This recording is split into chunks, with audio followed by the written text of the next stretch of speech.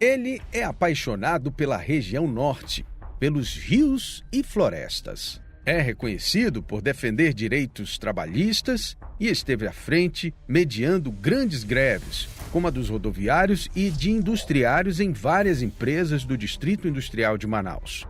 Em todos os casos, sempre buscou a conciliação cumprindo a lei. Luta contra a prática do trabalho infantil no estado do Amazonas há décadas. É um defensor dos direitos das mulheres amazonenses e diz que o dever do servidor é servir a população. O entrevistado de hoje é o presidente do Tribunal Regional Eleitoral do Trabalho da 11ª Região, Audalifal Ildebrando.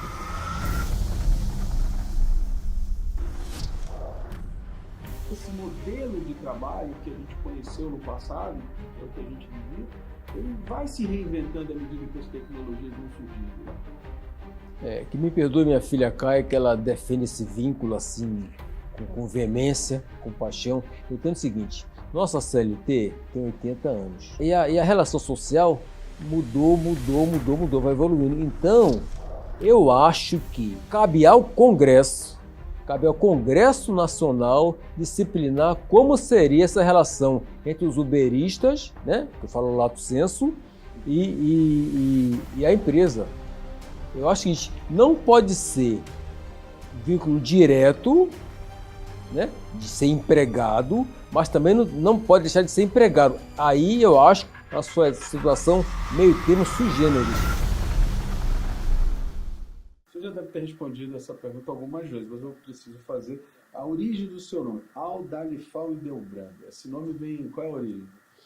É junção de Audalice, minha mãe, com Elifal. É mesmo? Então eles criaram essa... Foi engenhoso. Quem escolheu esse nome foi minha mãe, mas meu pai queria que eu me chamasse Nabucodonosor. É mesmo? Então eu nasci para ter nome estranho. Bom, e o senhor é da Bahia, né? Eu estava vendo que o senhor veio para... Como é que o senhor veio parar aqui na nossa região, na Amazônia? Eu fiz concurso para o Ministério Público, lá em Brasília, e escolhi espontaneamente morar em Manaus. Por quê? Porque quando eu era militar, tenente, eu servi em São Gabriel da Cachoeira. Então, assim, me apaixonei pela região, pelos rios, pela floresta, pelo povo. Então, assim, eu me identifico muito com o estado aqui. Eu digo sempre o seguinte, meu encontro com esse estado estava escrito 5 minutos antes do nada. Tamanha é minha identificação com o estado aqui, eu gosto. O senhor chegou, hoje o senhor já é um cidadão aqui, né? Cidadão amazonense, cidadão boavistense, cidadão taquatiariense, de São Gabriel. Alguns municípios me deram cidadania. Essa sua experiência, o senhor chegou a conhecer, a trabalhar em alguns municípios, assim? Eu era procurador, fui do Ministério Público chefe durante 8 anos, 4 mandatos seguidos, e ia muito no interior fazer ação civil pública, trabalho escravo, as empresas que iam lá em São Gabriel e outros municípios, explorar o trabalhador lá da região e ir embora não pagava. Eu ia lá, entrava com ação e fazia com que a empresa pagasse esses trabalhadores que estavam lá totalmente desassistidos. E por conta disso eu ganhei algumas cidadanias. Interessante, né? Eu acho que é um reconhecimento importante, né? É importante. Eu acho o seguinte, eu gosto muito de ler, Álvaro, e digo o seguinte, até o cientista mais louco quer ser reconhecido. Então, esse reconhecimento é importante e me dá um estímulo para continuar sempre na ideia de servir, porque o servidor público tem que servir. Essa é a ideia do servidor público, não é ganhar bons salários, trabalhar menos, é servir o público, fazer o melhor pela população. E para mim, no caso mesmo específico, é fazer muito pela população aqui do estado do Amazonas e também Boa Vista, Roraima. Entendi. Agora, falando um pouquinho mais da atividade, né, no Ministério Público, a gente, quando fala de Ministério Público, né, a gente entende que é um trabalho muito mais no sentido da fiscalização, né, da aplicação da lei. E eu entendo, né, não sei se você vai até me corrigir, na justiça comum, né, o Ministério Público, ele tem uma característica mais litigiosa, né, da briga, da acusação. E eu vejo que o Ministério Público do Trabalho ele busca mais o consenso, a conciliação entre as partes, buscar a construção do respeito entre ali o empregador e o trabalhador. É isso mesmo ou não? Exatamente. O nosso país tem uma cultura de descumprir lei. Então, o que aconteceu no nosso país? A lei vinha de Portugal há 500 anos atrás, e como aqui o Brasil era diferente, o pessoal dizia assim, essa lei pega, essa lei não pega, essa lei é boa para Portugal, ruim para o Brasil. Então, a gente ficou com essa cultura de descumprir lei. E nosso papel como procurador, como Ministério Público, é fazer cumprir a lei. E, às vezes, com uma reunião de conciliação, uma conversa, um acordo, a lei fica sendo cumprida de maneira bem mais suave, bom para todo mundo. Então, eu, como procurador, já atuei em várias situações de mediar greve de rodoviário no distrito e em outras empresas, fazendo um acordo para cumprimento da lei. E aí, se não houvesse esse cumprimento, a gente entrava com ação, mas assim, você tem razão, na minha atuação, o mais relevante, o mais preponderante foi fazer acordo para debelar situações que poderia chegar ali em ação judicial, que nem sempre é bom para todo mundo. Eu acho que o acordo sempre é a melhor solução. Você tem essa visão do ponto de vista mais amplo da justiça, da aplicação? Você acha que a justiça mesmo, aquela essência da justiça está nisso, está na conciliação? Exatamente. Nosso país hoje, tramita no nosso país hoje 80 milhões de processos. É muito processo. Então eu acho que a conciliação é o caminho, até para debelar essa quantidade astronômica de processos que tem no Poder Judiciário. Então eu acho que a conversa é o melhor, o diálogo é o melhor caminho. Nosso povo é um povo ordeiro, é um povo sério, do diálogo, e eu sempre trabalhei nessa linha e com bons resultados.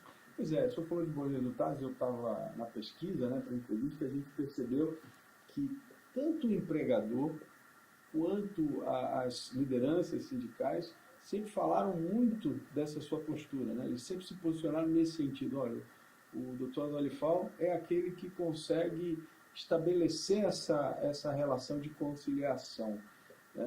Isso está dentro do seu princípio de trabalho ou o senhor usa isso como uma técnica para fazer a solução do conflito até? Os dois. Eu acho que a conversa, o diálogo, o respeito é a melhor solução. E se você respeitar ambas as partes e tratar com dignidade, com atenção, até com certo afeto, se posicionar de maneira bem imparcial, a conciliação sai naturalmente. E a minha técnica que eu aprendi no Ministério Público do Trabalho, que nós temos que usar a questão do bom senso, da razoabilidade, da proporcionalidade para conseguir bons acordos. Então é questão de índole e também questão técnica que eu aprendi no Ministério Público do Trabalho há 20 anos atrás.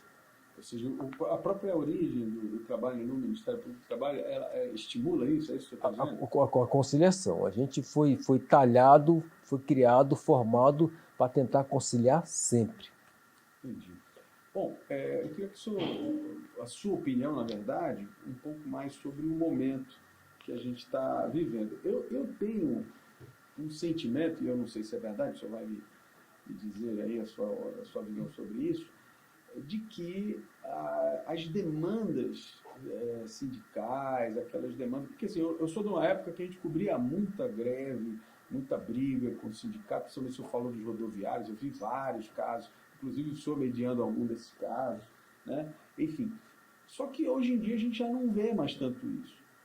Ou existe e a gente não está noticiando, ou de fato a gente tem uma melhora nessa conduta, tanto de empresas quanto dos sindicatos. Como é que é a sua avaliação aí desse momento? A minha avaliação é o seguinte: a sociedade evoluiu. Então, antigamente havia muita questão da pessoa não tratar a pessoa com respeito, com dignidade. Então, hoje em dia, a gente respeita mutuamente um ao outro. Então, tem a questão a atuação da imprensa, na formação da consciência das pessoas, questão do bullying, questão de delimitação de espaço entre as pessoas. Então, isso aí evoluiu muito. Antigamente, a questão, assim, por exemplo, na minha questão, eu sou negro, a questão do negro, a pessoa tinha muita questão de apelido e tal. Então, hoje em dia, há um respeito, uma delimitação da matéria, respeitando a seu espaço, a dignidade, tratando bem, com mais afeto. Então, a sociedade evoluiu a tal ponto que as demandas são bem menores, porque o respeito emergiu. O senhor acha que isso... O senhor já falou que é uma evolução, mas o senhor acha que isso é também uma compreensão das pessoas das leis do país? Tipo, olha, isso não pode, pronto, e não pode mais fazer. Com certeza. E aí torna a falar o papel da imprensa. Eu me lembro que quando eu trabalhava muito na questão do trabalho infantil, havia muita resistência. Hoje em dia, o pessoal compreende que trabalho infantil é um mal, tem que tratar bem o homossexual, o negro, o índio, a mulher. Então, a sociedade está assim, evoluindo como um todo. Então, isso aí é muito bom, essa questão, e isso tem evitado várias situações de conflito, de conflituosidade, de greve. Então, é a compreensão de que a diferença existe e tem que ser respeitada e compreendida e tolerada. Eu queria falar um pouco sobre a sua atuação na questão do trabalho infantil, né? A exploração do trabalho infantil. O senhor tem ali, pelo menos, pelo que a gente conseguiu apurar, pelo menos uma década dedicada ali diretamente à atuação do combate ao trabalho infantil. Eu queria que o senhor falasse primeiro, que isso foi ali no início dos anos 2000 ali, né, que o senhor trabalhou. Como é que era a situação, qual era a problemática naquele momento, né, e como é que o senhor vê esse problema hoje? Então, temos resolvido, equacionado isso? Quase. Eu tive a honra de ser presidente do Fórum do Trabalho Infantil, fui secretário durante alguns mandatos. Então, assim, essa matéria que eu navego bem, né? Conheço bem. Então, a pessoa não tinha a compreensão exata que o trabalho infantil era um mal, um malefício. E tinha aqueles mitos que o trabalho é bom, ajuda a criança a desenvolver, é melhor trabalhar que roubar. Então, a gente vê hoje que a pessoa compreende que o trabalho infantil é um mal que rouba da criança a infância e não permite a ela competir de igual para igual no estudo e no trabalho. Então, se você trabalha como criança, você vai ser um aluno não razoável e vai comprometer o seu futuro. Então, a questão do trabalho infantil, hoje em dia, a sociedade compreendeu que é um mal e o nosso país, que está entre as 5 milhões de economia do mundo, tem condições de manter a criança na escola. Inclusive, eu sou a favor do estudo integral de manhã à tarde para a criança competir e ser um bom profissional. Certo. Mas no Amazonas, né? Amazonas e Roraima, que é a atuação aqui a sua área de atuação, quais eram os principais problemas e casos que o senhor conseguia identificar naquela época? O que acontecia assim, de errado nessa perspectiva? Era criança vendendo jornal no sinal, vendendo bala, a questão de exploração sexual. Eu tive a oportunidade de entrar com ação lá em Parintins, contra crianças que eram exploradas sexualmente. Essa ação logrou êxito lá com o doutor Aldemiro, grande juiz, e foi confirmada aqui no tribunal e no TST, de modo que esses exploradores eles foram obrigados a pagar essas meninas da exploração sexual indenização. Então, foi uma ação pioneira, a primeira ação no Brasil nesse sentido. Então, tinha questão, já falei da exploração sexual, de vender jornal, vender bala, trabalhar de noite, lá na questão da moda moderna, também trabalhar ali, fazendo um carreto aqui e ali. Então, assim, era bem difundido, bem amplo a questão do trabalho infantil. Hoje, graças a Deus, a gente evoluiu bem e hoje em dia a pessoa até evita dar esmola, porque a esmola ela favorece, ela estimula a pessoa a tá no trabalho infantil, está no sinal vendendo alguma coisa para ajudar a família. Então, é o adulto que tem que sustentar a criança, não ao contrário. A criança tem que estudar para competir de igual para igual. Eu vim de família muito pobre. Eu tenho certeza que se eu fosse trabalhar como naquele tempo, eu não chegaria onde eu cheguei. Então, o meu pai me estimulou, minha mãe estimulou a estudar, e aí eu tive que, né, graças ao estudo, graças a Deus, eu cheguei onde eu cheguei. Agora, se eu trabalhasse, eu estaria com o meu futuro totalmente comprometido. Eu queria falar um pouco sobre isso, sobre sucesso, né? Sobre êxito na caminhada. Eu sou procurador do trabalho, virou desembargador, agora preside o tribunal, né, da 11ª Região, e eu queria que o senhor falasse um pouco sobre essa trajetória em dois aspectos. O primeiro, nesse aspecto que o senhor falou, de como é possível chegar a isso, e o segundo aspecto, que é um aspecto mais social, se essas questões, o senhor falou agora há pouco sobre negros, raça, se isso de alguma forma afetou, ou se o senhor encontrou dificuldades no caminho em relação, por conta coisas relacionadas à cor, ou não, isso nunca teve uma relação com a caminhada que o senhor teve até aqui? Primeiro eu vou definir sucesso. Sucesso para mim não é dinheiro, não é posição, não é poder. Então eu vou usar uma frase da Michelle Obama que diz que sucesso é você servir. Se você for usar a Coca-Cola, sucesso é tocar o coração do outro. Então sucesso é isso, é você servir, ajudar. Você está aqui para servir. Até porque o Filho da Humanidade, Jesus, serviu. Tanto é que ele lavou os pés do discípulo. Quanto à dificuldade de ser negro, pobre, realmente é bem difícil essa questão, ainda mais naquele tempo que havia muita questão de bullying, discriminação e tal, dificuldade. Hoje o ensino está mais universal, está mais completo. Então hoje é mais fácil uma criança negra e pobre lá não sei de onde chegar longe. Mas a minha situação foi mais difícil porque não encontrou dificuldade? Encontrei dificuldade, preconceito, apelido. Eu me lembro quando eu cheguei no Colégio Militar em Belo Horizonte, eu era sempre foi um aluno muito bom. A pessoa dizia assim, olha, o Aldalifal é o orgulho da raça.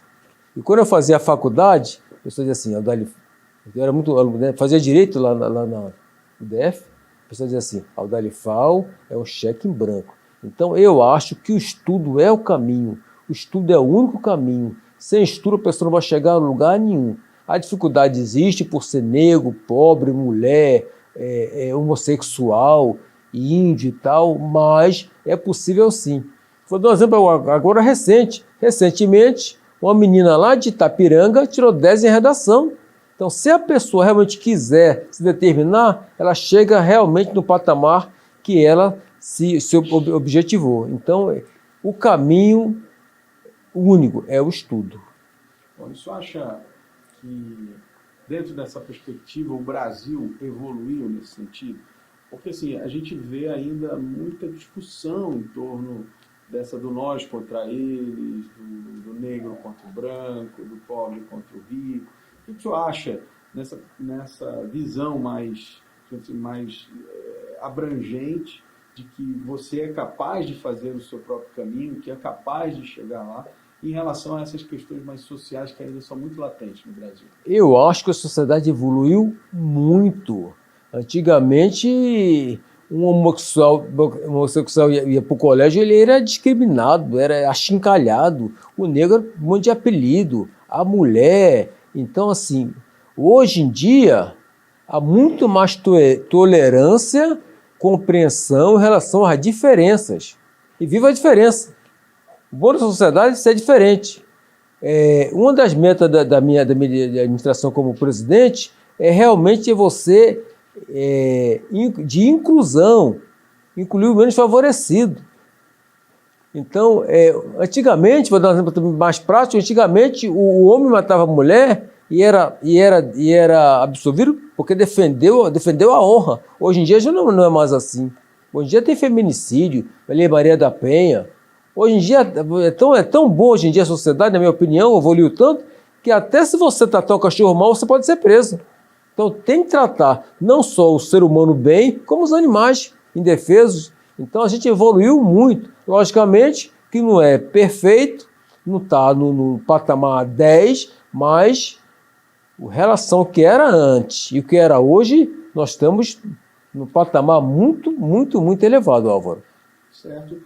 Eu queria entrar um pouquinho mais agora na parte trabalhista, que eu acho que é um aspecto importante para a gente tratar aqui, presidente, porque o Brasil viveu ali de 2017 para cá uma nova realidade. Tivemos uma reforma, era um projeto que começou ali com alteração de 7 itens, acabou virando uma alteração em mais de 100, né, itens, e isso mudou as relações de trabalho, e a gente está falando, o senhor está falando agora de evolução e tal, e eu queria a sua visão. O senhor acha que essas alterações que já estão em vigor aí há 5 anos, né, praticamente, no nosso país, elas foram alterações necessárias para essa evolução natural do processo, ou essas alterações, elas de alguma forma colocaram em risco algum tipo de direito, vamos dizer assim, do trabalhador, que isso também é uma pauta que até hoje é discutida, né? Na minha opinião, a reforma de 2017 foi assodada. Então, para você fazer uma reforma com esse viés, com essa profundidade, com esse nível perfunctório, você teria que discutir com a sociedade, ser uma coisa paulatina e aí sim criar leis mais equilibradas. Então eu achei que a reforma ela foi assodada, houve distorções. Por exemplo? Questão lá de gratuidade da justiça. Como é que um trabalhador que ganha um salário mínimo, no nosso país, 95% dos trabalhadores ganham até 3 salários mínimos. Como é que esse trabalhador vai pagar a justiça? Então não tem lógica. A questão da sucumbência, então isso teria que ser muito bem pensado. Felizmente o Supremo Tribunal Federal já balizou essa questão, que não tem lógica um trabalhador que ganha tão pouco, se perder, pagar a parte sucumbente, a fim da gratuidade. Então, eu acho que foram soldadas e a gente tem caminhado para buscar, não você excluir a reforma, que minha missão não é excluir a reforma, minha missão é aplicar a lei, mas minha missão é a questão de você equilibrar o capital e o trabalho para que seja uma coisa assim bem mais razoável, bem mais proporcional. Pois é, falando desse equilíbrio, que eu acho que é uma coisa que está sendo discutida, inclusive agora, recente, o atual presidente fez uma declaração em relação aos aplicativos, né, esses serviços de aplicativo, que é uma discussão, acho que até mundial. Né? Alguns países entendem de um jeito, outros entendem de outro. Queria a sua visão sobre isso, porque, inegavelmente, essa inovação, ela trouxe uma nova relação, né? Não só uma nova relação entre o que a gente chama hoje de empresa, né? Que são esses aplicativos, né? Mas também uma relação de trabalho, né? Porque muita gente começou a usar essas plataformas como seu meio de vida, né? E aí já entrou uma discussão, tem uma discussão do vínculo, depois tem uma discussão também das taxas. Eu queria a sua visão sobre isso, porque, querendo ou não, a gente tem que entender que esse modelo de trabalho que a gente conheceu no passado, que é o que a gente vivia, ele vai se reinventando à medida que as tecnologias vão surgindo, né? Que me perdoe minha filha Caia, que ela defende esse vínculo assim, com veemência, com paixão. Eu entendo o seguinte, nossa CLT tem 80 anos. E quase 100 anos. E a relação social mudou, vai evoluindo. Então, eu acho que cabe ao Congresso Nacional disciplinar como seria essa relação entre os uberistas, né, que eu falo lato sensu, e a empresa. Eu acho que não pode ser vínculo direto, né, de ser empregado, mas também não pode deixar de ser empregado. Aí eu acho a sua situação meio termo sui generis. Agora, essa situação tem que ser disciplinada pelo Congresso Nacional. Eu entendo o seguinte, como é que é na Alemanha? Quando há Quando na Alemanha há um julgamento complexo que envolve toda a sociedade, o Supremo de lá para o julgamento e manda para o Congresso para legislar. Nossa função como juiz é aplicar a lei, mas o Congresso tem que legislar. Então, cabe ao Congresso disciplinar essas relações complexas, que é hoje, né, a questão dos uberistas. Isso é uma discussão nacional, mundial, e torna a dizer o seguinte: quem tem que disciplinar essa questão é o Congresso Nacional. Quer dizer, eu entendi. Eu só acho que, na verdade, a responsabilidade de definir essa relação tem que ser do legislador. Né? Com certeza. Com certeza. Está sendo colocado, está sendo provocada a justiça, mas sem ter ainda um entendimento do que tem que ser. Exatamente. Essa relação é uma relação premente, ampla, e o Congresso tem que legislar sobre isso, e urgentemente. Perfeito. Agora, eu queria que você ampliasse um pouco esse pensamento para outros tipos. Por exemplo, porque tem o iFood, né? Tem tantas outras plataformas aí que geram níveis de trabalho diferentes, né? Que a gente discute, olha, mas o cidadão não fica ali cumprindo hora, não tem patrão, não tem, né? Quer dizer, como é que o senhor pensa todo esse, vamos dizer assim, esse ecossistema de novas relações? É inevitável isso, né? Que isso aconteça. É inevitável, não tem jeito. Você fala assim, vai acabar com o Uber, não tem jeito. E a gente sabe que na pandemia muita gente perdeu o emprego, sobreviveu trabalhando de Uber. Eu penso assim. Então, é Uber, é iFood e outras relações, isso aí tem que ser disciplinado urgentemente. Porque quando envolve esse monte de gente, nosso país é uma democracia indireta, você elege o deputado e senador, que é seu representante, né? É seu representante, então cabe a ele discutir as leis, as relações com seus pares e o presidente sancionar essa lei, que hoje em dia, eu não posso precisar quantos tem nessa situação, mas eu acho o seguinte: o uberista nem é empregado, nem pode ficar totalmente desamparado pela Previdência Social. Aí eu sou contra. Ele é um trabalhador e, como tal, tem que ser tratado. Não naquela questão de subordinação e tal, que isso aí remete a 80 anos atrás. Agora, ele é um trabalhador que tem que ser respeitado, com direitos e deveres, e fazendo uma legislação que o ampare, porque ele é um trabalhador com família, tem que ter aposentadoria, tem que ter seguro social, tem que poder adoecer, férias, décimo. Agora, isso aí tem que ser pensado com a cabeça de 2023, não com a cabeça dos anos 30, do século passado. Zé, eu queria que o senhor falasse também, já dentro dessa mesma perspectiva, a construção dessas relações, por exemplo, das relações de prestação de serviço, né? Que é uma outra discussão, né? Que foi a criação das MEIs, e as empresas começaram a substituir contratos por MEI. Há quem defenda, há quem critique.